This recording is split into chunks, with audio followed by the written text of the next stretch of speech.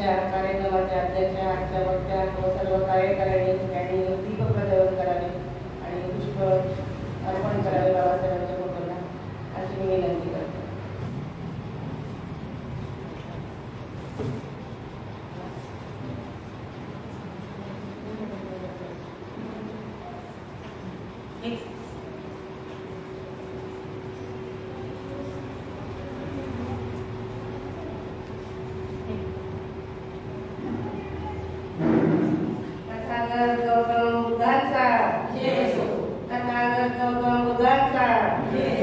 परमपूज्य डॉक्टर बाबासाहेब आंबेडकरांचा, परमपूज्य डॉक्टर आजच्या कार्यक्रमाची रूपरेषा थोडक्यात सांगणार आहे. आजच्या कार्यक्रमाच्या अध्यक्षा आहेत कविताताई वानखेडे, त्यांच्या आजच्या वक्त्या आहेत लताताई गडवी आणि गीत सादरकार आहेत सविताताई अवसरे आणि आभार मानणार आहेत इंदुताई मात्रे. आता आपली वंदना होईल आणि नंतर बाकी पुढच्या कार्यक्रमाला आपण सुरुवात करूया. विश्वाला शांतीचा मार्ग देणारे तथागत गौतम बुद्ध, परमपूज्य डॉक्टर बाबासाहेब आंबेडकर, माता रमाई, माता भीमाई, सर्व महामानव इथे उपस्थित असलेले सर्व पदाधिकारी, सर्व कार्यकारिणी व श्रद्धावान उपासक आणि उपासकांना मैत्रीपूर्ण सर्वांना जय हिंद. आपण कुठल्याही कार्यक्रमाची सुरुवात करत असताना आधी अध्यक्षाची निवड करत असतो, तेव्हा आजच्या कार्यक्रमाच्या अध्यक्षा निरंजनाताई काळे यांना मी अशी विनंती करते की त्यांनी विचार मंचावर येण्याची कृपा करावी.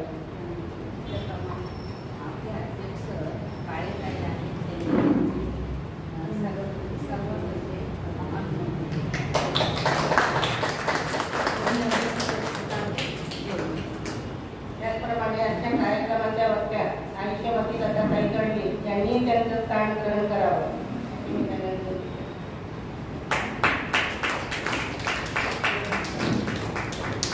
आजच्या कार्यक्रमाचे अध्यक्ष आणि वक्ता दोघांनी त्यांचं स्थान ग्रहण केलेलं आहे, तेव्हा आपण त्यांचं जोरात टाळ्या वाजवून स्वागत करूया. आता आपली वंदना झालेली आहे, 2 मिनिटाचं ध्यान झालेलं आहे, सर्व अगदी आपण शांत झालेले आहोत, स्थिर झालेले आहोत. तरी पण आपण कार्यक्रमाची सुरुवात हे गीताने करत असतो, तेव्हा मी सविताताई अवसरे यांना अशी विनंती करते की त्यांनी त्यांचं गीत सादर करावं.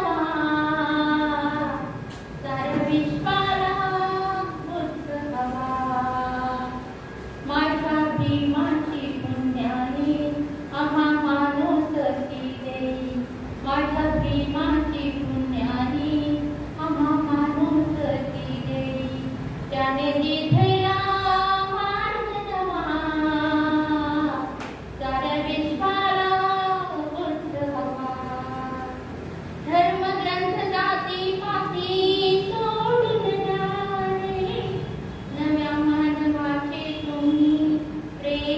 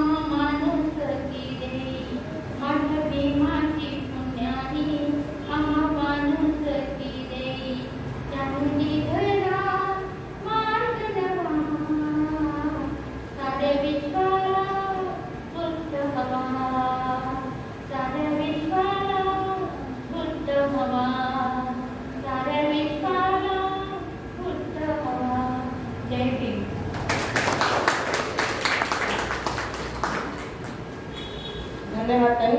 अतिशय सुंदर ताईंनी गीत सादर केलं आहे. माझ्या देवाची पुण्याई आम्हा माणूस की. खूप सुंदर ताई. सर्वांना ते मंत्रमुग्ध केलेलं आहे. ताईंनी साऱ्या विश्वाला युद्ध नको बुद्ध हवा हेच त्यांनी त्यांच्या गीतातून सादर केलेलं आहे. खूप खूप धन्यवाद अवसर ताई तुमचं. आणि आज आपल्याला ज्या वक्त्या लाभलेल्या आहेत लताताई आयुष्यमती लताताई गडवी हे आपल्या सर्वांच्याच परिचयाचे आहेत. उत्तम कर्तृत्ववान, अतिशय हुशार, खूप अभ्यासू, भरपूर वाचन आणि त्या व्यवसायाने शिक्षिका असल्यामुळे पूर्णपणे कुठलीही गोष्ट कसं पटवून देणं हे त्यांना आधीच अवगत आहे. त्यामुळे त्यांना कुठलाही विषय दिला तरी त्या सुंदर अशा आपल्या पुढे त्याची मांडणी करून आपल्याला सांगत असतात. आणि आजचा विषय आहे चैत्र पौर्णिमेचे महत्त्व. तर बुद्धांच्या काळामध्ये प्रत्येक पौर्णिमेला अनन्यसाधारण असं महत्त्व होतं. आणि आज चैत्र पौर्णिमा. तर चैत्र पौर्णिमेला भगवंताच्या जीवनामध्ये 5 अशा घटना घडलेल्या आहेत. त्यातील पहिली घटना म्हणजे सुजाताची खीरगाठ आणि त्यानंतरच्या सगळे संपूर्ण माहिती आपल्या वक्त्याला लताताई गडवी सांगतील अशी मी त्यांना विनंती करते. सर्वांना मैत्रीपूर्ण जय. सर्वांना जागतिक पुस्तक दिनाच्या आणि चैत्र पौर्णिमेच्या हार्दिक शुभेच्छा. महाकारुणिक तथागत भगवान बुद्ध, विश्वरत्न बोधिसत्व डॉक्टर बाबासाहेब आंबेडकर, माता रमाई, माता रुक्माई, माता सावित्रीबाई, सर्व महामानव महामातांना किंवा आपल्या बहुजन हित संघाचे संस्थापक अध्यक्ष साळवे सर, त्याचबरोबर माजी उपाध्यक्ष रणधर सर, आरटे साहेब, गायकवाड सर, या पुरुषांची संख्या कमी असते तरी जे आहेत ते अतिशय गर्दी आहे असे सर्व उपासक आणि आपण सर्व उपासिका या सर्वांना मी मैत्रीपूर्ण जय करतो.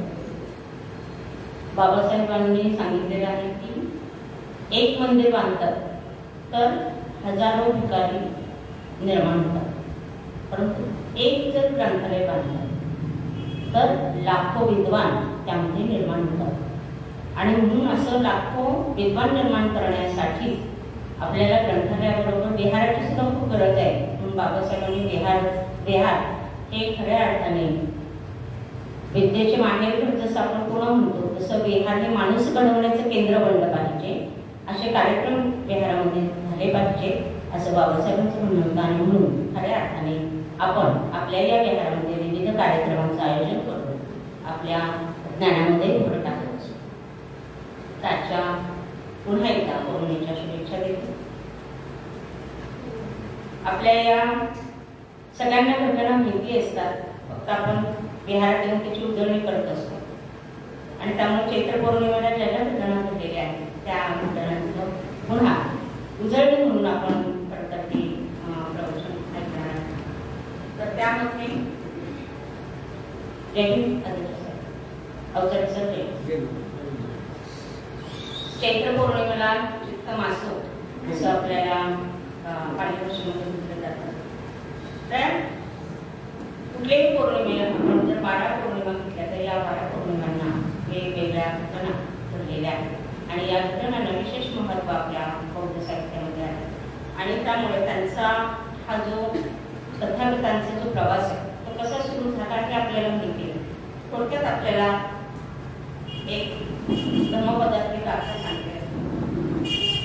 योच गाथा सतम असे अनर्थम पदसंहिता एकम धम्मपदम सेयो यमसुत्वा उपसमन. ही जी गाथा आहे ती 102वी आहे. तथागतांच्या शब्दात सांगायचं झालं तर ते असं म्हणतात की निरर्थक पदांनी युक्त अशा 100 गाथा म्हणण्यापेक्षा निरर्थक पदांनी युक्त 100 गाथा म्हणण्यापेक्षा एकच धम्मपद श्रेष्ठ आहे की जे ऐकून आपलं मन शांत होतं. आणि त्यामुळे या धम्मपदातल्या गाथांचं सुद्धा आपल्या कानावरती धम्मपद पडावी हा उद्देश करून ही गाथा या ठिकाणी घेतलेली आहे. तर आपल्या सगळ्यांना माहिती की या चैत्र पौर्णिमेच्या महत्वामध्ये कारण 1 महिन्याने तथागतांचं 3 घटना त्यांच्या जीवनामध्ये घडलेल्या. एक जन्म, त्यानंतर बुद्धत्व प्राप्ती आणि महापरिनिर्वाण. एक म्हणजे अगोदर, म्हणजे 6-7 वर्षांपूर्वी ज्या गोष्टी घडलेल्या आहेत त्याचा या ठिकाणी आपण उजळणी घेणार आहोत. आपल्या सगळ्यांना माहिती आहे की तथागतांना म्हणजे सिद्धार्थ गौतमाला गृहत्याग करावा लागला. त्या गृहत्यागाचं कारण नेमकं काय आहे? तर या गृहत्यागाचं कारण आहे शाक्य कोलीय यांच्यामध्ये रोहिणी नदीच्या पाण्यावरून झालेला संघर्ष. आणि या संघर्ष होऊ नये म्हणून सिद्धार्थ गौतमांनी केलेला विरोध आणि या विरोधातून त्यांना करावा लागलेला गृहत्याग. आणि त्यामुळे सिद्धार्थ गौतमाचा गृहत्याग त्यांनी केल्यानंतर जेव्हा ते गृहत्यागातून बाहेर जातात, बाहेर पडतात कपिलवस्तूमधून, आणि कपिलवस्तूमधून बाहेर पडल्यानंतर कपिलवस्तूमध्येच असलेले भारद्वाज ऋषी यांच्याकडून ते परिव्रज्या घेतात. आणि ही परिव्रज्या घेतल्यानंतर ते राजगृहाकडे जातात. राजगृह ही बिंबिसार राज्याची राजधानीचं ठिकाण किंवा राज्य. त्या ठिकाणी गेल्यानंतर ते एका टेकडीच्या पायथ्याशी कुठे उभारतात. त्याच ठिकाणी त्यांना परिव्राजक दुसरे भेटतात. त्याचे जे अंतर जे आहे, या अंतर म्हणजे आपण पटपट सांगतो म्हणून ते तेवढं अंतर नाही. त्यांना चालत जाण्यात, तेव्हा काही वाहन नव्हतं, चालत जायला खूप वेळ लागायचा. आणि अशा या जाण्यातून जेव्हा ते राजगृहामध्ये पोहोचले त्यावेळेला त्यांना त्या ठिकाणचे 5 परिव्राजक भेटलेले आहेत. हे परिव्राजक त्यांना एक बातमी देतात. कुठली बातमी आहे? तर ते असं म्हणतात की तुम्ही कपिलवस्तूमध्ये शुद्धोधन राजाचे सुपुत्र आहात सिद्धार्थ गौतम, आणि तुम्ही परिव्राज्या घेतली आहे किंवा गृहत्याग केलेले आहे, त्याचं कारण काय होतं? परंतु आता तसं काही घडलेलं नाही. म्हणजे युद्धाला नकार दिलेला असतो म्हणून तथागतांना म्हणजे सिद्धार्थ गौतमाला गृहत्याग करावा लागलेला असतो. युद्धामध्ये सामील होण्याची अट असते, ती अट त्यांनी अमान्य केलेली असते म्हणून त्यांना गृहत्याग करावा लागलेला असतो. परंतु या ठिकाणी जेव्हा राजगृहामध्ये परिव्राजक म्हणून जेव्हा सिद्धार्थ गौतम जातात त्यावेळेला मात्र बातमी त्यांना अशी कळते की दोन्ही शाक्य आणि कोलीय यांच्यामध्ये भांडण झालंच नाही. भांडण न होता त्यांनी आपापसात सामंजस्याने मार्ग काढलेला आहे आणि पाणी कोणी आधी घ्यायचं हे याचा संघर्ष मिटलेला आहे. परिव्राजक झाल्यानंतर जेव्हा सिद्धार्थ गौतमाला ही बातमी कळते त्यावेळेला त्यांच्या मनात विचार येतो, ज्याच्यासाठी मी गृहत्याग केला ते तर कारणात संपलेलं. मी परिव्राजक झाले तर मला माझ्या जीवनाचं ध्येय ठरवावं लागेल, माझ्या जीवनाचं उद्दिष्ट ठरवावं लागेल. आता यापुढे मी काय करायचं? आणि मग त्यांना माहित होतं की हा संघर्ष हाच खरं तर जीवनाला लागलेला कलंक आहे. म्हणजे कुठल्याही प्रकारचा संघर्ष असेल, तो पाण्यावरून झालेला असेल किंवा भेदाभेदातून झालेला असेल, अंधश्रद्धेतून झालेला असेल, वर्गकलहातून झालेला असेल किंवा आणखी त्याला आणखी कारण आहे. या कारणातून जो कलह होतो तो जर कलह आपल्याला दूर करता आला तर मला जगातलं दुःख दूर करता येईल. आणि त्या नुसतं दुःख दूर करून चालणार नाही तर जगाच्या कल्याणाचा मार्ग मला शोधायचा आहे, हे उद्दिष्ट घेऊन ते पुढे चाललं. म्हणजे त्यांनी ठरवलं की कुठल्या कारणासाठी गृहत्याग केला. त्यांना माहिती आहे की सगळ्या जगामध्ये कलह आहे, भांडण आहे, झगडा आहे, वादविवाद आहे आणि हे सगळं आहेच. परंतु ते मिटलं पाहिजे. कशामुळे मिळते किंवा त्याच्यातून आपल्याला सुखप्राप्ती करायची असेल तर आपण कशा प्रकारे करू शकतो, तोच मार्ग मी निवडलेला आहे, तोच मार्ग मला आता घेऊन पुढे जावं लागणार आहे. हा विचार ठेवून ते परिव्राजक झालेले होते तसेच ते पुढे निघाले. आणि मग ज्या वेळेला ते पुढे गेले त्यावेळेला त्यांना भृगु ऋषींचा आश्रम दिसला. कारण त्यांनी उद्दिष्ट ठरवलं होतं, त्यांनी त्यांचं ध्येय ठरवलं होतं. म्हणजे कुठल्याही माणसाला जर जगायचं असेल तर त्याचं एक ध्येय ठरवावं लागतं, त्याचे उद्दिष्ट त्याच्या डोळ्यासमोर असावं लागतं, तरच तो आपल्या कामामध्ये खऱ्या अर्थाने यशस्वी होतो. तसं तथागतांनी ध्येय ठरवलं की नाही, जगामध्ये दुःख आहे ते मला दूर करायचं आहे, ते दूर करण्यासाठी मला आता पुढे जाणं गरजेचं आहे.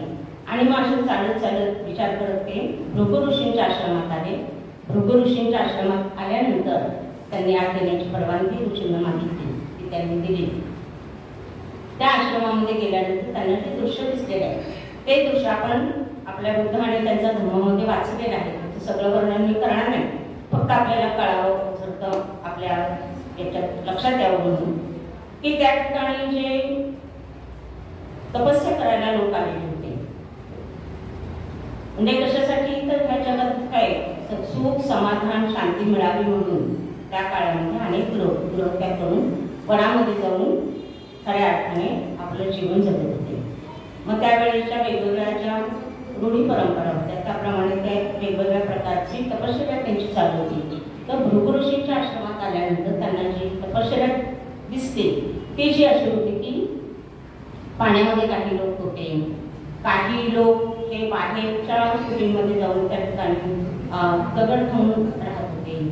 त्यानंतर काही पाण्यामध्ये येणाऱ्या ज्या वनस्पती आहेत त्या वनस्पती खाऊन राहत होते.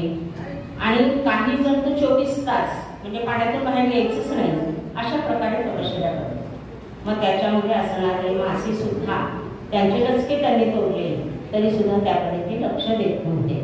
अशा प्रकारची ही जी तपश्चर्या आहे ही या सिद्धार्थ गौतमांनी पाहिली आणि मग त्यांना असं वाटलं की याच्यातून आपल्याला काही मिळणार नाही आणि त्यामुळे त्यांचा निरोप घेऊन या भृगु ऋषींचा निरोप घेऊन ते पुढे निघाले. पण पुढे जाताना भृगु ऋषींना विचारलं त्यांनी की मला या प्रकारचं खऱ्या अर्थाने तपश्चर्या करायची, जी तपश्चर्या करायची असेल तर कुठं गेलं पाहिजे. मग त्यांनी भृगु ऋषींनी सांगितलं की तुम्ही या पुढेच गेल्यानंतर त्या ठिकाणी आलारकाला हे आहे आणि त्यांच्याकडे जाऊन तुम्ही ध्यानाच्या अवस्था प्राप्त करू शकता. आणि मग ते आलारकाला यांच्याकडे गेले. त्या ठिकाणी गेल्यानंतर त्यांनी वंदन केलं. त्या ठिकाणी बघ आणि त्यांचं उद्दिष्ट सांगितलं की या प्रकारे मला या ठिकाणी अभ्यास करायचा आहे आणि तो अभ्यास मला करण्यासाठी तुमची काय मदत होऊ शकते, मला या ठिकाणी या प्रकारचं शिक्षण मिळेल असं मला सांगितलं गेलेलं आहे. आणि त्याप्रमाणे आलारकाला यांनी ज्या ध्यानाच्या 7 अवस्था होत्या त्या 7 अवस्था त्यांनी शिकवल्या. त्या शिकवल्यानंतर त्यांनी त्याचबरोबर त्या ठिकाणी सांख्य तत्वज्ञान हे याची थोडीशी माहिती त्यांना दिली. ती माहिती दिल्यानंतर त्या अवस्था मिळवण्यासाठी त्यांनी अभ्यास सुरू केला. म्हणजे आपल्या कामामध्ये कायम सातत्य ठेवणं हे वैशिष्ट्य तथागतांचं म्हणजे सिद्धार्थ गौतमाचं होतं. आणि आलारकालांकडून म्हणजे आज सांगितलं आणि उद्या लगेच त्यांना त्या अवस्था प्राप्त झालेल्या नाहीत. काही दिवस त्यांनी त्या आलारकाला यांच्याकडे थांबले. या ज्या 7 अवस्था होत्या त्या अवस्था त्यांनी प्राप्त केल्या. त्याचबरोबर सांख्य तत्वज्ञानाचा अभ्यास देखील त्यांनी केला. जी माहिती जी आलारकालाम यांच्याकडे होती ती माहिती त्यांनी घेतली. आणि अशा प्रकारे काही दिवस काही महिने त्या ठिकाणी ते राहिले. आणि मग हे सगळं प्राप्त झाल्यानंतर त्यांनी त्यांनाही विचारलं की अजून याच्यापुढे काही अभ्यास आहे का, अजून मला तुमच्याकडून काही मिळेल का. आणि ते म्हणाले की माझ्याकडे जे जे होतं ते मी तुम्हाला दिलेलं आहे आणि त्यापुढे मला काही देता येणार नाही. तर मग अजून 7 अवस्था झाल्या. 8वी अवस्था आपल्याला प्राप्त करायची असेल तर आणखीन कुठे आपल्याला जाता येईल. आणि मग ते तिथून चालत पुढे उदकरामपुत्र यांच्याकडे गेलेले आहेत.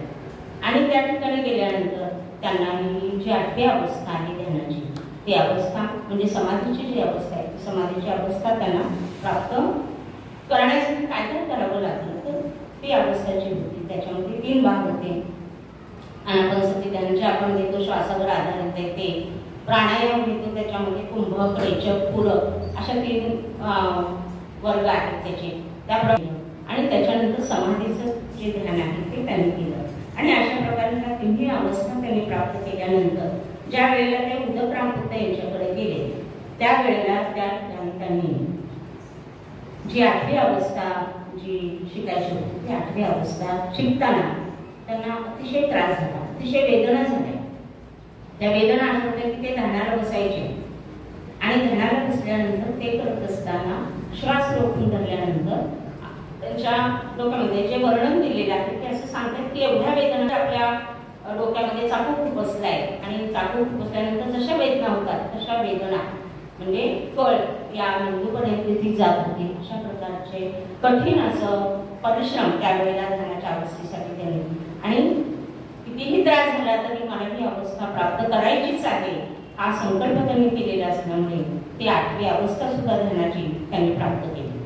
आणि मग आता त्यांनाही विचारलं, जसं आलार कलाम यांना विचारलं होतं की तुमच्याकडे अजून काही ज्ञान आहे का, तर ते ज्ञान मला मिळेल का? ते म्हणाले माझ्याकडे जे होतं ते तुम्हाला दिलेलं आहे आणि याच्या पुढे मला तुम्हाला काही देता येणार नाही. आणि पुढे अजून शिकायची त्यांची इच्छा होती. कुठे अजून काही मिळेल का मला, माझं जीवनाचं ध्येय साध्य करण्यासाठी मला अजून काही मिळतंय का, याच्या शोधात ते होते. आणि मग मगदेशामध्ये आल्यानंतर त्या ठिकाणी त्यांना आपल्या सगळ्यांना होते की कपिल मुनींचं आश्रम त्या ठिकाणी होता आणि या कपिल मुनींच्या आश्रमामध्ये ते आले. आणि ते आल्यानंतर त्यांना कळलं की समाधी म्हणजे त्यांनी जे जे अवस्था प्राप्त केलेल्या होत्या ध्यानाच्या त्या सगळ्या अवस्था त्यांनी सांगितलं की माझं एवढं एवढं मला येतं आहे आणि याच्यापुढे तुम्ही काय देऊ शकता. तर साख्य तत्वज्ञानाची माहिती त्यांना मिळालेली होती, पण पूर्ण ज्ञान त्यांना झालेलं नव्हतं. आणि त्यामुळे ते सगळं ज्ञान या कपिल मुनींकडे होतं आणि म्हणून कपिल मुनींनी त्यांना जे दिलेलं आहे ते खूप महत्त्वाचं आहे.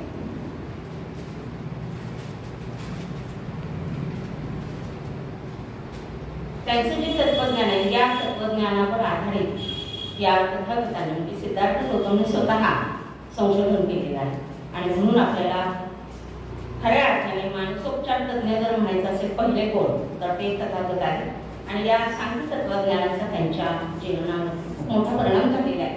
आणि म्हणून त्यांनी आपल्या या धर्मपदातल्या एका गाथेमध्ये असं म्हटलेलं आहे, संतम तस्स म्हणम कोटी संता वाचाच कम्म संमदय्या विभूतस्स उपसंतस्स तादिन. त्याचा अर्थ असा आहे, सम्यक ज्ञानामुळे जो विमुक्त होतो म्हणजे मुक्त होतो. कसं ज्ञान पाहिजे, ते सम्यक असलं पाहिजे. आणि उपशांत जो झालेला आहे अशा स्थिर चित्ताचे मन शांत होऊन वाणी आणि मन शांत होते. अशा प्रकारे आपल्याला सम्यक ज्ञान मिळण्यासाठी या सांख्य तत्वज्ञानाची गरज आहे. आणि मग सिद्धार्थ गौतमांनी या सांख्य तत्वज्ञानाचा अभ्यास केला. हे जे तत्वज्ञान आहे तसं पाहिलं तर आपल्याला नुसतं वाचून दाखवलं तर ते कळणार नाही. त्याचं आपल्याला चिंतन मनन वाचन करणं खूप गरजेचं आहे.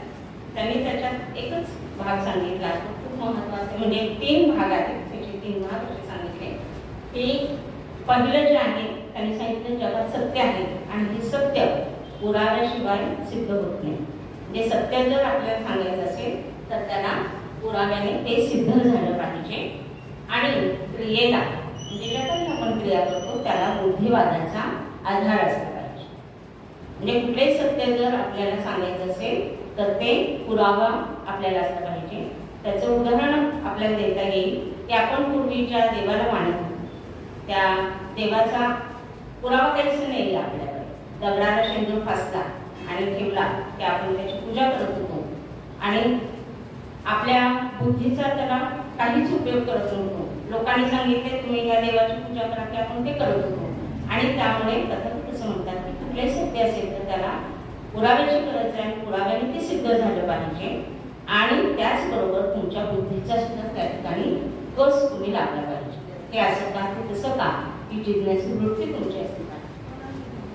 सत्य सिद्ध करण्यासाठी तुम्हाला जर सत्य सिद्ध करायचं असेल तर कपिल मुनींनी 2 मार्ग सांगितलेले आहेत. ते सांगितले, एक प्रत्यक्ष ज्ञान आणि दुसरं सांगितलेलं आहे अनुमान. प्रत्यक्ष ज्ञान म्हणजे काय, तर आपल्या समोरील वस्तूचे आपल्या मनाला झालेले आकलन. आपल्या समोरील वस्तूचे जसं की समोर माईक आहे, माईक आहे तो आवाज येतो आपल्यापर्यंत, पण त्याच्या मागची जी सिस्टम आहे त्याच्यामागे कारण आहे, कार्यक्रम भाव आहे. तो भाव आपल्याला कळला पाहिजे, तो खूप महत्त्वाचा आहे. आणि म्हणून अशा प्रकारे प्रत्यक्ष ज्ञान आणि अनुमान. अनुमान म्हणजे काय की ही जी घटना घडते, माझा आवाज तुमच्यापर्यंत पोहोचतोय, त्यासाठी इथलं बटन जर मी बंद केलं तर माझा आवाज तुमच्यापर्यंत येणार नाही, कारण बटन चालू असल्यामुळे तिथला विद्युत प्रवाह इथपर्यंत येतो आहे. हे करून मग आपला आवाज जातो, हे अनुमान. आणि म्हणून प्रत्यक्ष ज्ञान आणि त्याबरोबर असलेलं अनुमान हे खूप महत्त्वाचं आहे. त्याचं आकलन आपल्याला होणं गरजेचं आहे.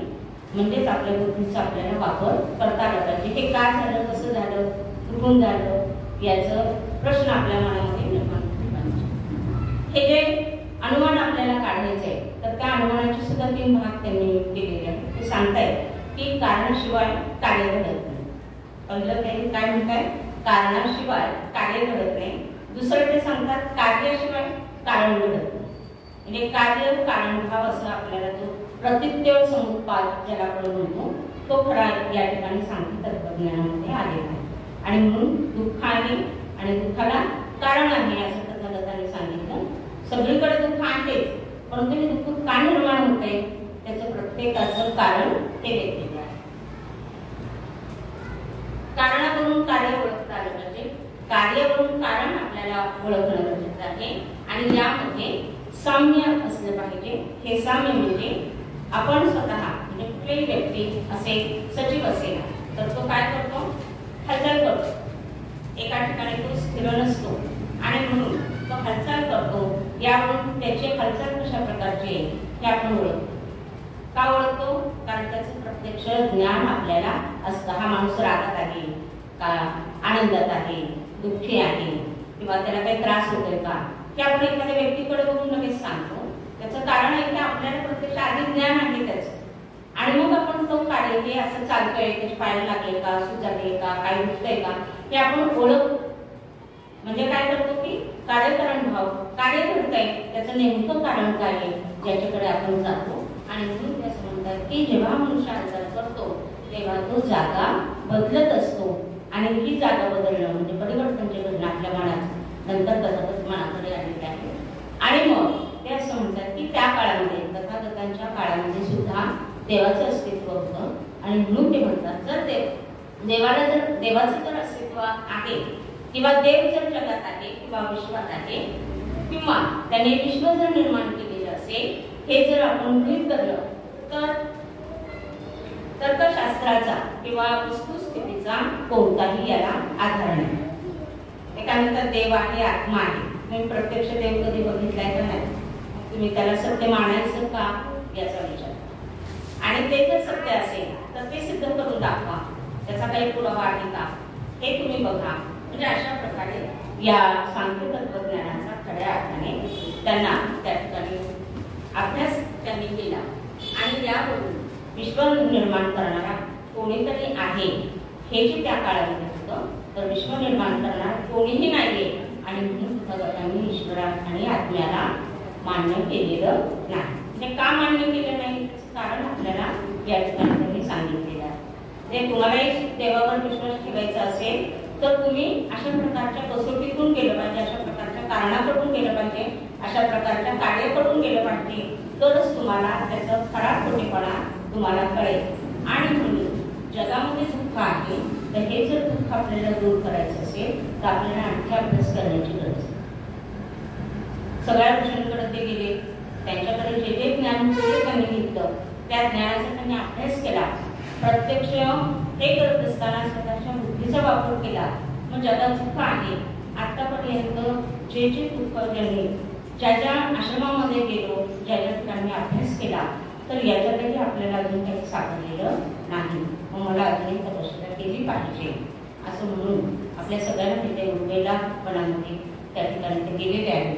आणि त्यांच्याबरोबर त्याच ठिकाणी तपश्चर्या करणारे 5 परिव्राजक सुद्धा त्यांना भेटलेले आहेत. आणि मग ते या तथागत म्हणजे सिद्धार्थ गौतमांची खूप चांगल्या प्रकारे काळजी घेत होते. आणि 6 वर्ष त्यांनी काय केली, तपश्चर्या केलेली आहे. ज्या आधी अभ्यास केला, या अभ्यास केल्यानंतर त्यांनी चिंतन मनन केलं. आणि या चिंतन मनन करत असताना जवळजवळ 6 वर्ष, थोडी थोडकी नाही, 6 वर्ष त्यांनी त्याच्यावरती चिंतन मनन केलं. मग त्या काळचे जे लोक तपश्चर्या ज्या प्रकारे करत होते त्यावेळेला जेव्हा ते गेले तेव्हा एक वाटीभर अन्नच ते खात. हळूहळू त्यांनी ते अन्न त्याग करायला सुरुवात केली. आणि मग एका तांदळाच्या दाण्यावरती ते आले. नंतर ते तांदळाचा दाणाही खायचं त्यांनी बंद केलं. त्यावेळेला ते वनात असायचे, त्यावेळेला कोण असेल त्या ठिकाणी ते बसायचे. ज्या ठिकाणी दाट झाडी असेल त्या ठिकाणी ते बसायचे, की जिथं खूप थंडी आहे त्या ठिकाणी बसायचे, जेणेकरून या सगळ्यातून मला माझ्या जे ध्येय आहे ठरवलेलं सुखाचा मार्ग शोधण्याचा तो मार्ग मला मिळेल म्हणून कठोर अशी तपश्चर्या त्यांनी केली. आपल्या सगळ्यांना म्हणते की डोंगेश्वरी या ठिकाणी उद्या गेलं तर आपण केलं तर आपल्या डोळ्यासमोर येईल की त्यांचा हाडांचा सापळा आपल्या डोळ्यासमोर येईल. गालाची गाला गेलेले आहे, डोळे खोल गेलेले आहे, सगळ्या अंगावरती चिखल माखलेला आहे नाही. आणि वेगवेगळ्या प्रकारचं त्यांनी स्वतः त्रास करून दाढी मिशी आली, डोक्यावरचे केस सुद्धा हाताने उठून ते काढत होते. एवढा कठोर तपश्चर्या त्यांनी केली. आणि अन्नप्राशन करणं सुद्धा बंद जेव्हा केलं त्यावेळेला मात्र त्यांचं पोट पाठीला लागलेलं, हातापायांची सगळे हाडं दिसायला लागले, कुठल्याही प्रकारचं मांस त्यांच्या शरीरावरती नव्हतं. आणि मग त्यांना आपल्याला त्याकडे वेळ जर जेवण केलं नाही तर आपल्याला चक्कर यायला काही पुरुष त्यांनी अन्न त्याग केलेला होता. आणि अशा प्रकारे स्वतःला त्रास देऊन सुद्धा त्यांनी शरीराला खूप त्रास देऊन सुद्धा त्यांना कुठल्याही प्रकारचं ज्याच्यासाठी ते एवढी तपश्चर्या करत होते ते त्यांना मिळालं नाही. आणि मग म्हणजे नुसतं ते बसले नाही, ते विचार करत होते, चिंतन करत होते, मनन करत होते, याच्यातून तरी मला सुखाचा मार्ग सापडेल. परंतु असं न झाल्यामुळे त्यांना असं वाटलं की आता आपली शेवटची अवस्था आलेली आहे, आपण अन्न ग्रहण न केल्यामुळे आता आपल्याला जीव जाऊ शकतो. पायामध्ये आपल्या त्राण उरलेलं नाही, आपल्या डोळ्यामध्ये आपले डोळे सुद्धा निष्क्रिय झालेले आहेत, आपलं शरीर निष्क्रिय झालेलं आहे. तर आपण काय केलं पाहिजे, तर हे अन्नत्याग केलेला आहे. तर हा मार्ग आपल्याला योग्य नाही, हा मार्ग आपण सोडला पाहिजे.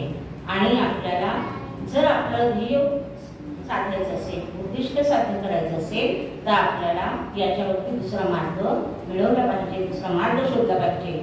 आणि मग अन्न ग्रहण करायलाच पाहिजे असं जेव्हा त्यांच्या मनाने ठरवलं तरच मी माझा नवीन शोध जो आहे सुखाच्या मार्गाचा, मानवाच्या कल्याणाचा जो मार्ग आहे तो मी शोधू शकेन असा विचार करून मग ते या उर्वेला जंगलातून ते खाली पडत आलेले आहेत. आणि ते चालत असताना त्यांचा तोल जात होता, त्यांना चालता येत नव्हतं, डोळ्यापुढे अंधारी येत होती. अशा अवस्थेमध्ये सेनानी या ठिकाणी ते आलेले आहेत. त्याचं सध्याचं नाव आहे बकरं. त्या ठिकाणी ते आले. त्या ठिकाणी सुजाता नावाची एक श्रेष्ठी राहत होती. आणि त्या काळामध्ये असं असायचं की एखाद्या कुठल्याही सूर्याला, हवेला, झाडांना, कुठल्याही नैसर्गिक ज्या गोष्टी आहेत त्याला नवस बोलायचा आणि आपल्या मनातली कामना आहे, इच्छा आहे ती आपली पूर्ण होईल म्हणून संकल्प करायचा. तसा संकल्प या सुजाताने केलेला असतो. आणि मला चांगला नवरा मिळू दे, मला पुत्र प्राप्त होऊ दे, मला मुलगा होऊ दे आणि माझं सगळं चांगलं होऊ दे अशा हेतूने, अशी मनोकामना मनाशी धरून त्याने एका वटवृक्षाची पूजा करायचं त्यांनी ठरवलं. त्याची पूजा केली. म्हणजे आता बऱ्याचशा महिला ज्या आहेत आपल्या इथे आलेल्या नाही पण बाहेर असणाऱ्या ज्या महिला आहेत त्या वेगवेगळे सोमवार धरतात, त्याचं व्रत असतं, वैभवलक्ष्मीचं व्रत असतं, मार्गशीर्ष महिन्यातले गुरुवार असतात.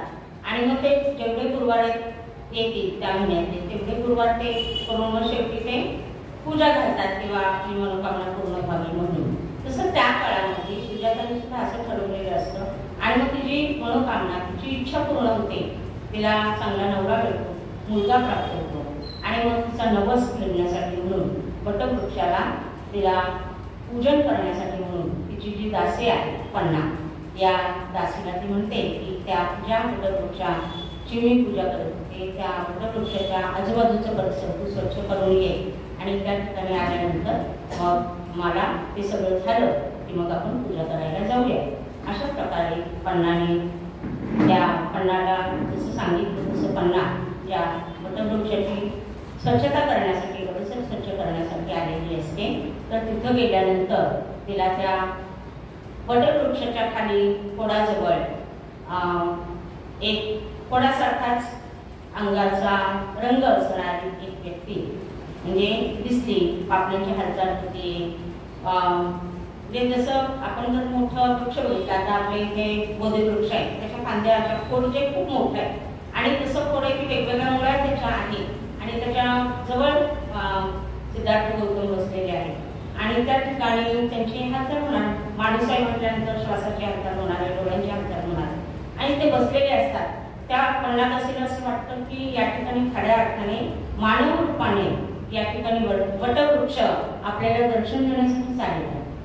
आणि म्हणून 50 वर्ष खूप आनंदित होते आणि पळत जाते सुजाताला सांगायला की तुमची मनोकामना तर छान पूर्ण झालेली आहे की या वटवृक्षात प्रत्यक्ष तो अवतरलेला आहे वटवृक्ष आणि तुम्ही चला पटकन म्हणून सोन्याच्या पात्रामध्ये खीर घेऊन सुजाता त्या वटवृक्षाची पूजा करण्यासाठी येते आणि तिथं आल्यानंतर ते त्या वटवृक्षाच्या जवळ असलेल्या सिद्धार्थ गौतमाला ती खीर देते. सिद्धार्थ गौतम म्हणतात मी हा वटवृक्ष नाहीये, मी सिद्धार्थ गौतम आहे.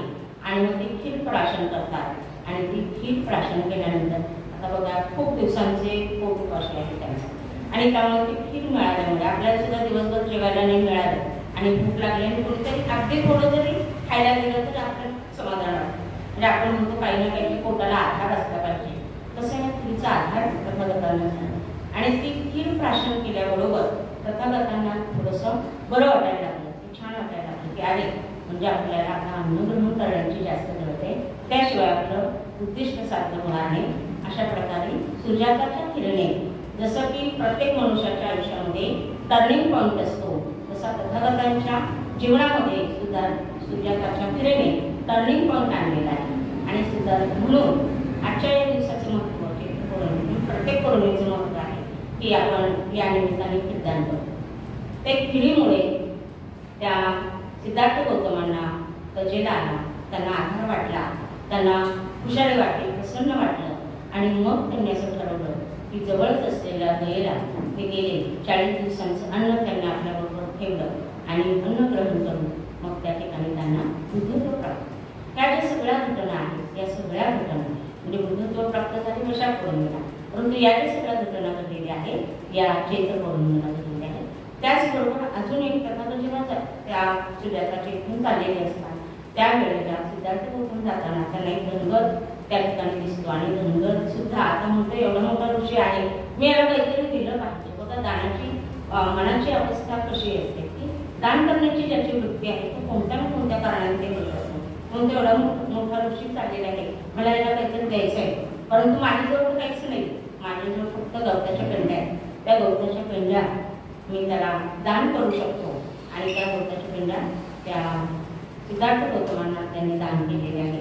अशा प्रकारे या 5 घटना या चैत्र पौर्णिमेला घडलेल्या आहेत आणि या त्यामुळे खऱ्या अर्थाने ह्या ज्या घटना आहेत या घटनांमधून आपल्याला नेमकं काय शिकायचं तर सिद्धार्थ गौतमांनी जो निर्णय घेतलेला होता भगवत त्यागाचा ते परत जाऊ शकले असते कपिलवस्तूला आणि पुन्हा राज्य करू शकले असते, पण त्यांनी तसं केलं नाही.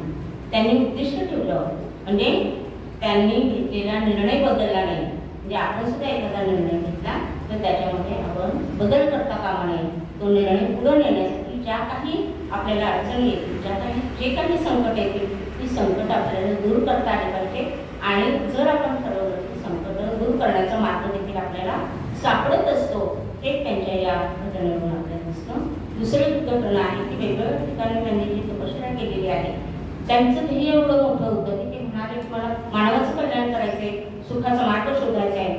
दुःख या सगळीकडे आपल्याला ज्या ज्या ठिकाणी तपश्चर्या केली त्या ठिकाणी मला दुःखावरती उपाय असं काही सापडलेला नाही, तो उपाय शोधायचा आहे. मग मी अजून तपश्चर्या करेन, मी अजून काहीतरी करेन, मला अजून काहीतरी शिकायचंय. ती जी शिकण्याची वृत्ती आहे ती सुद्धा आपल्याला या घटनेमधून घेता येईल की आपल्याला एवढं ज्ञान आहे, अजून आपल्या ज्ञानामध्ये एवढं कशी पडेल. त्यासाठी आपल्या इथे असलेल्या ग्रंथालयाचा आपण उपयोग करू शकतो, पुस्तकं लिहू शकतो, आपल्या ज्ञानामध्ये भर पाडू शकतो, ग्रंथालयाची सभासद होऊ शकतो. आज जागतिक पुस्तक दिन आहे, त्यानिमित्ताने आपण हा संकल्पही केला पाहिजे की आज चैत्र पौर्णिमेपासून पुढच्या चैत्र पौर्णिमेपर्यंत मी एवढी पुस्तकं वाचेन आणि ते टार्गेट पूर्ण करण्यासाठी मला काहीही त्रास झाला तरी मी ते करेन. असा संकल्प आपण या दिनी केला तरी तो चांगला आहे.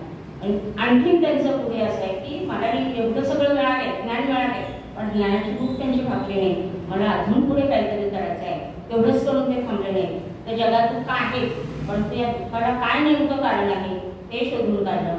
या दुःख कारण आहे पण त्याच्यावर उपाय पण आपल्याला काढू शकतो आपण. मग तो उपाय काय आहे अशा प्रकारे अष्टांगिक मार्ग त्यांनी सांगितला. या सगळ्या ज्या घटना आहेत या घटनांमधून आपल्याला हे सांगायचं की आपणही प्रत्येक सामान्य माणूस हा वेगवेगळ्या समस्यांना तोंड देत असतो, या सगळ्या समस्यातून मार्ग निघत असतो.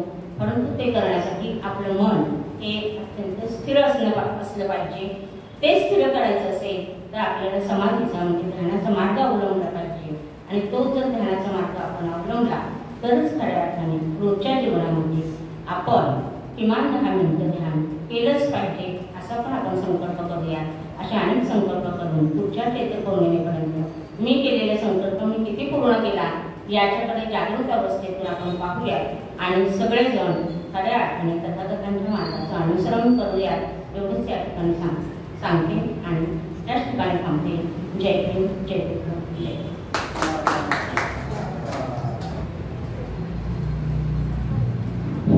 धन्यवाद ताई. ताईंनी अतिशय सुंदर चैत्र पौर्णिमेला भगवंताच्या जीवनामध्ये कुठल्या कुठल्या घटना घडल्या याविषयी त्यांनी सविस्तर अशी माहिती आपल्यापर्यंत पोहोचवलेली आहे. अतिशय सुंदर ताईंचा प्रवचन खूपच सुंदर झालेलं आहे. ताईंनी सांगितलं की जगामध्ये देव आहे, जर तुम्ही पाहिलं आहे का मग त्याच्यावर कसा विश्वास ठेवणार. जगात दुःख आहे, दुःखाला कारण आहे, त्याचा आपण अभ्यास करायला पाहिजे. ताईंनी सांगितलं की सुजाताच्या काळी अजूनही अशी एक धारणा आहे की जो कोणी वटवृक्षाच्या समोर उभं राहून आपली मनोकामना व्यक्त करेल त्याची इच्छा पूर्ण होते आणि होते.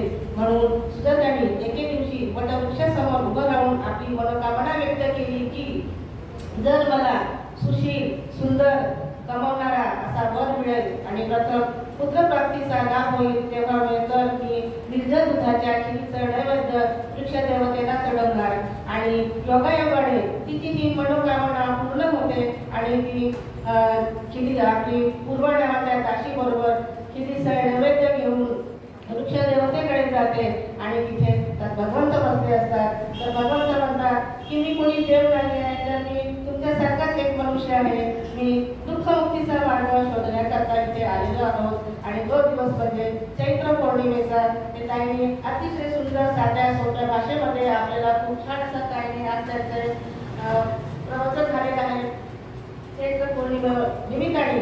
त्याबद्दल मी ताईंकरता 2 शब्द बोलणार आहे. जीवन त्यांचे अवघे आहे, जीवन त्यांचे अवघे आहे, पुरुषार्थाच्या पराक्रमाचे, ज्यांनी आपल्या परिश्रमाने शिखर गाठले कर्तृत्वाचे.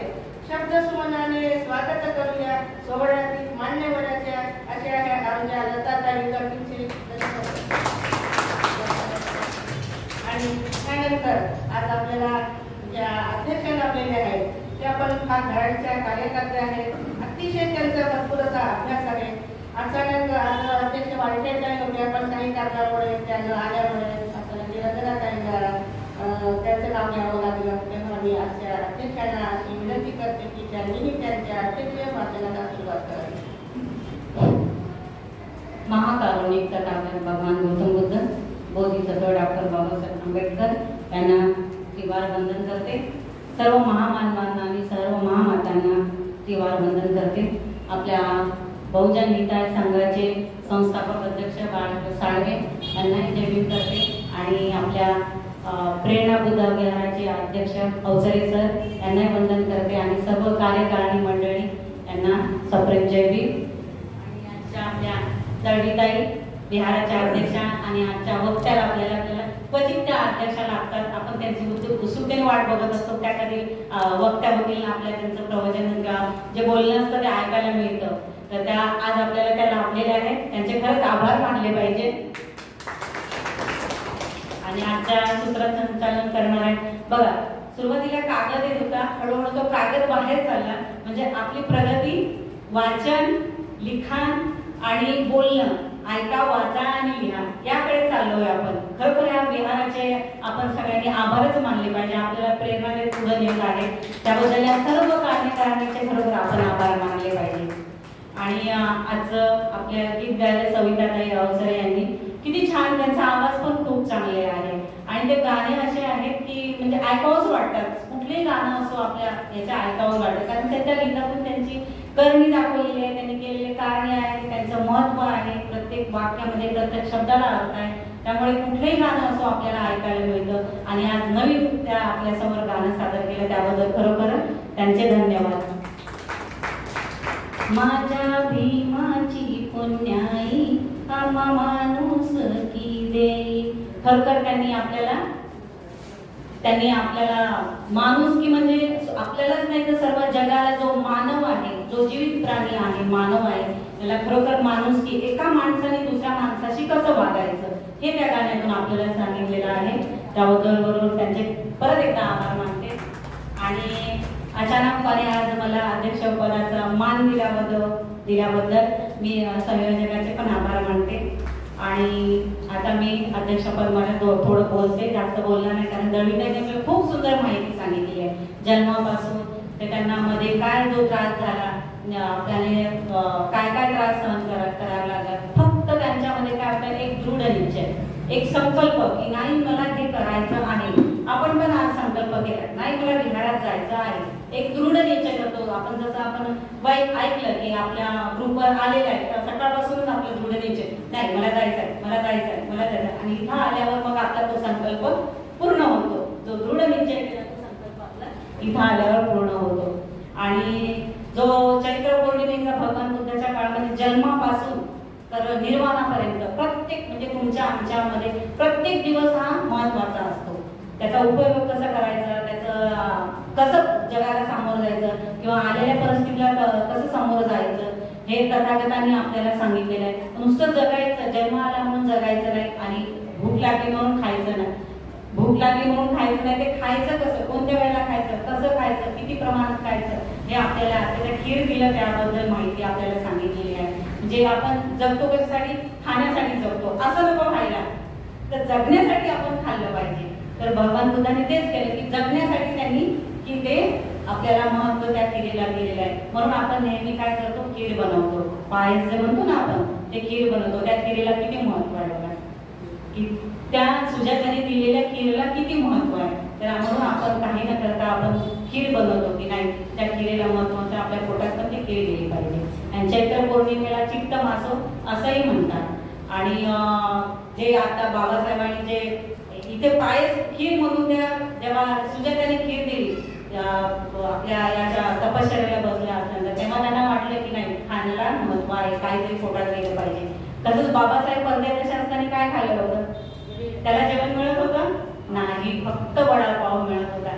आणि ते शरीराची पाहिजे खाणं म्हणून त्यांनी वडापाव खाल्ला, भाकरी, शिळा भाकरी, जे काय असेल, जे काय ते खाल्लं ना, आपल्याला ते ज्ञान प्राप्त करून दिलेलं आहे. त्या थोड माणसाबद्दल खरोखर त्यांचे उपकार आपण ते फिटणारच नाही. पण ते फिटणार कशाबद्दल फिटणार, जेव्हा त्यांचं आचरण आपण अंमलात आणू, ते तेव्हा ते उपकार करतील. आपल्याला वारंवार संधी मिळत असते की आपल्या त्या दिवसाचं सोनं करायचं, पण आपण तो दिवस आला आणि साजरा करून मोकळा होतो. पण तो दिवस कसा साजरा करायचा, आपण नुसतं म्हणतो की नाही तो दिवस आपण साजरा करू, कशा तर डोक्यावर घेऊन नाही. आपण जयंती बघितली आहे कशा प्रकारे काही काही ठिकाणी त्याचा म्हणजे वेगळा पण हे निघतो की डोक्यावर घ्यायचं नाही, विचार घ्यायचे. तर तथागत आणि भगवान बुद्धाचे विचार जे आहेत, बाबासाहेब आंबेडकरांचे विचार आहे, हे आचरणावर आहे. आणि आपल्याला संधी वारंवार मिळते त्याचं आपण आचरण केलंच पाहिजे. आणि जे तथागतांनी आपल्याला बुद्ध दिला, स्वतःला सिद्धार्थ गौतम हे नाव, पण त्यांनी ती पदवी काय मिळाली त्यांना, बुद्ध. म्हणजे बघा आपण अभ्यास करतो, जेव्हा आपला अभ्यास करावा लागतो तेव्हा डिग्री मिळते. तसेच बाबासाहेबांनी किंवा यांनी आपल्याला आपण बोधिसत्व मानतो, त्यांनी तसे कार्य केले, त्यामुळे त्यांना बोधिसत्व मिळालं. तर आपणही हे विहारात आपण येऊन आपण हे जे प्रेरणा बुद्ध विहार आहे, हे खरोखर आपण प्रेरणा मिळाल्याचंच कार्य आपण केलं पाहिजे आणि बाहेरच्याने प्रेरणा मिळाली पाहिजे. तर मी अध्यक्षपदाने जास्त न बोलता इथेच थांबते.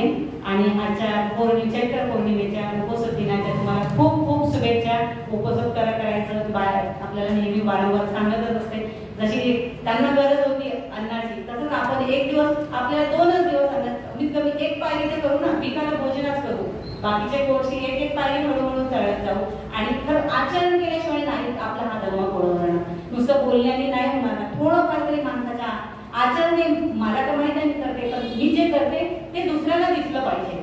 दुसऱ्याला थोडंफार तरी असं नाही की मी दाखवण्यासाठी केलं पाहिजे, पण ते थोडं दिसलं पाहिजे की हे करते मी, हे ती करते. ही आता मी बरेच वेळा ऐकलेलं आहे, हे बुद्ध धर्माचं खूप करते. म्हणजे बुद्ध धर्माचं करते का, बुद्ध धर्म उपास करते, तपास करते की नाही, तर काय करते, त्यांचे विचार आचार जे आहे ते सांगितलेले ते थोडंसं स्मरण करते. तर आपण सगळ्यांनी मिळून त्याचं स्मरण करूया. आणि अधिक न बोलता मी इथेच थांबते आणि परत मला अचानकपणे अध्यक्षपणाचे मान दिला त्याबद्दल आपले आभार मानते आणि तुम्ही सगळ्यांनी शांतपणाने ऐकलेलं आहे त्याबद्दल तुमचे आभार मानते आणि इथेच थांबते. जय हिंद.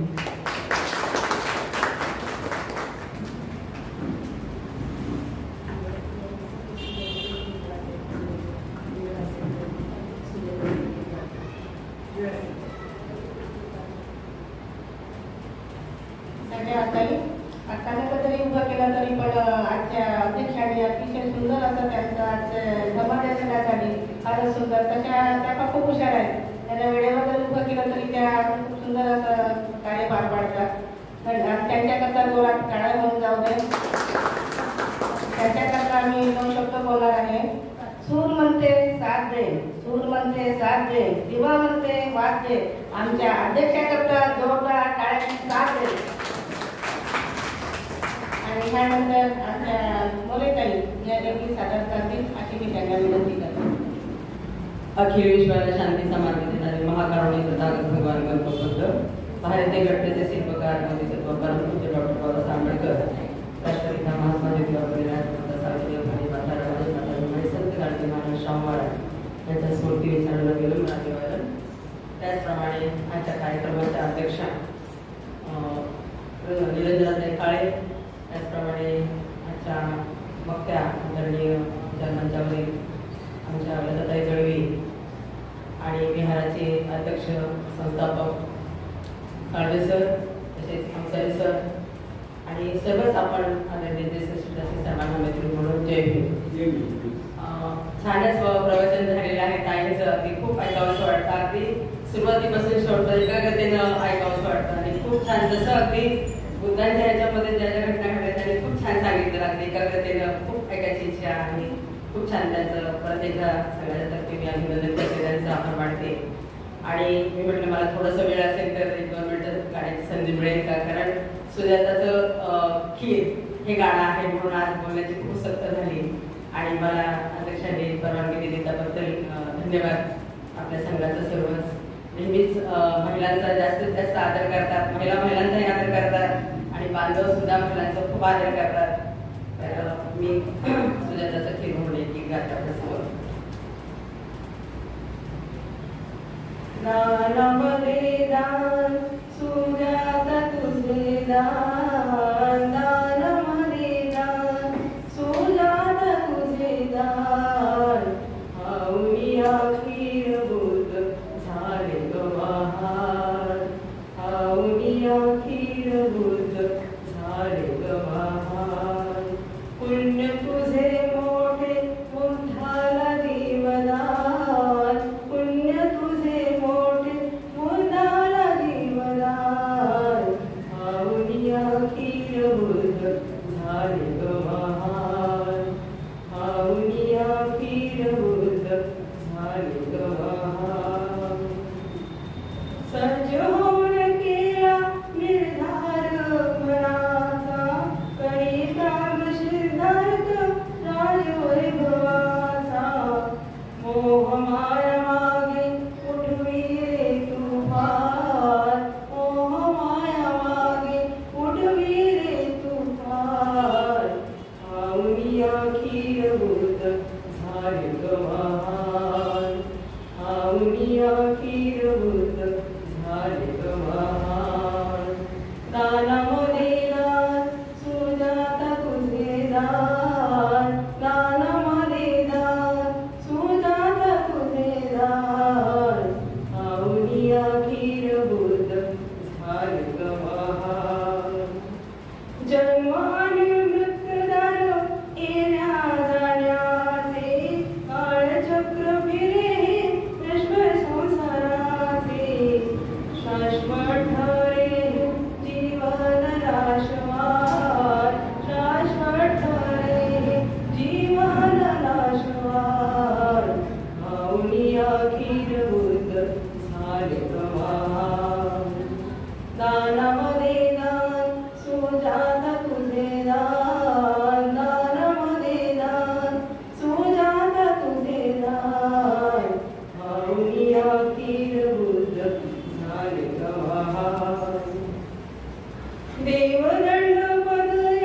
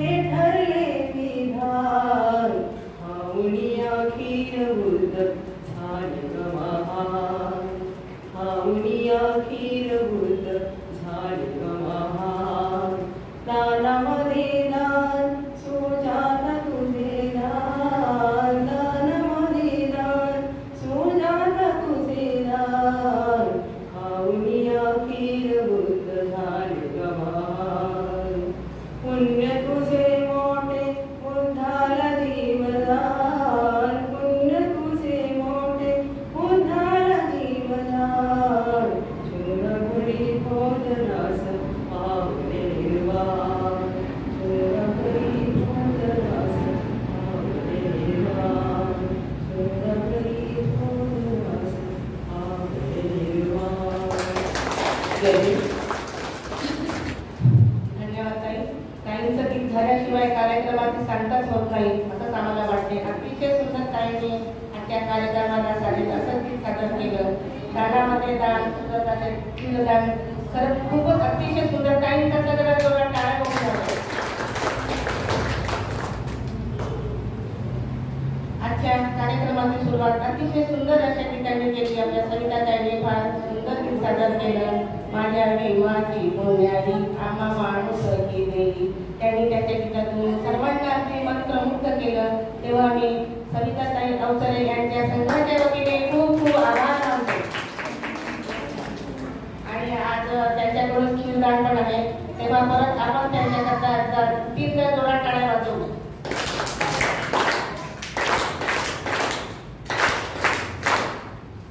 त्यानंतर आजच्या कार्यक्रमाच्या वक्त्या आयुष्यमती लताताई गडवे यांनी चैत्र पौर्णिमेला भगवंताच्या जीवनामध्ये कोणत्या कोणत्या घटना घडल्या त्याविषयी सविस्तर अशी माहिती आपल्यापर्यंत पोहोचवली आणि खूप अतिशय सुंदर त्यांचं आजची धम्मदेशना झाली. तेव्हा मी संघाच्या वतीने त्यांचे सुद्धा खूप खूप आभार मानते. त्याचप्रमाणे आजच्या अध्यक्षा आयुष्यमती निरंजनाताई काळे यांचं पण अध्यक्षीय भाषण अतिशय सुंदर झालं. तेव्हा त्यांचे सुद्धा मी संघाच्या वतीने खूप आभार मानते. आणि आज आपल्या ह्या मूर्तीची सजावट केली ते अक्षय दादा हे नेहमीच प्रत्येक पौर्णिमेला खूप सुंदर अशी सजावट करत असतात. मी हात पाय टाकल्याबरोबर एवढं प्रसन्न वाटते. खरंच त्या अक्षय दादाचे सगळ्याच्या वतीने खूप खूप आभार मानते. त्याचप्रमाणे आपले गडवी सर हे नेहमीच फार सुंदर असे विविध प्रकारे व्हिडिओ काढतात आणि ते आपल्यापर्यंत पोहोचवतात. तेव्हा त्यांचे सुद्धा मी संघाच्या वतीने खूप खूप आभार मानते. आणि आपण सर्वांनी आजच्या कार्यक्रमाला शांततेचं सहकार्य केलं तेव्हा मी आपल्या सर्वांचे मनपूर्वक आभार मानते. आणि प्रत्येक शेवटी का महिला आमच्या मोरे त्यांनी अतिशय सुंदर गीत सादर केलं तेव्हा त्यांचे सुद्धा मी संघाच्या वतीने खूप आभार मानते. जय हिंद. आजचा कार्यक्रम संपला.